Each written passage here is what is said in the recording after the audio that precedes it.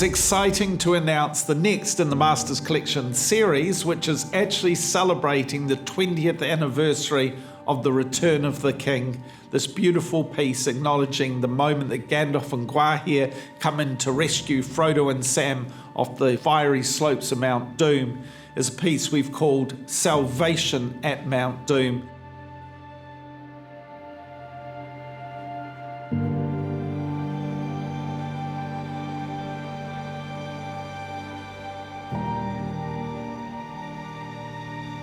Salvation is the perfect description for the scene, as Frodo and Sam are feeling like they have just given up their lives for the destruction of the One Ring. This really is the first moment of hope that we've had in so long, and it's the beginning of the end.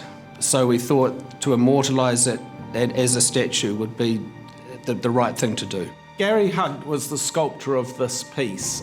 Gary actually was one of the senior scenic sculptors on Lord of the Rings, and I would argue that the accumulation of the last 20 years has led to the point that Gary has felt ready and technically capable to take on this piece. He brings a huge amount of skill and lineage from his work on the Lord of the Rings films. He had the arduous task of sculpting, I don't know how many feathers, but a lot. Every single feather on this eagle has been independently sculpted by Gary to all come together as a whole to give the sense of momentum, that the feathers are curling subtly as it trims its motion in preparation to pluck Frodo off the rock.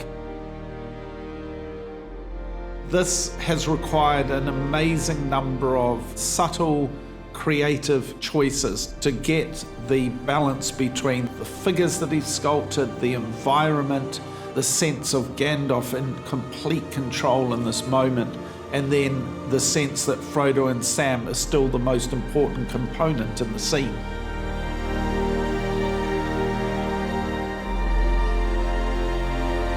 One of the challenges on this piece was trying to convey a sense of weightlessness with a very large bird, and we deliberated long and hard over it as to what method we could use to try and make it look like Gwaihir was floating. As everyone appreciates, you can't levitate an eagle above a lump of polystone. You have to create some form of connection between the eagle and the base. This one really pushed us to the absolute limits of what we thought we were capable of. The emotional weight of this moment in the trilogy is reflected in the journey that the technicians and the artists went through to create this piece. And of course, like all collectibles, but specifically something of this size, it takes a small army within the workshop to achieve the final result. It's not just the collectibles department who work on these amazing collectibles. There's a huge amount of 3D printing on this. And there's the sculpting of the rocks, and then there's the painting of the collectible, moulding and casting, and on it goes. So this piece touched every department in the workshop almost. So this collectible is a true product of Wētā Workshop.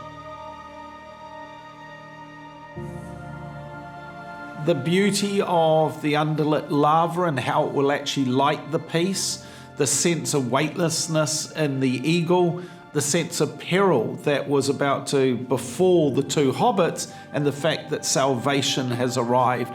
It's an exultant piece that is capturing the very heart of this moment that we loved in the film.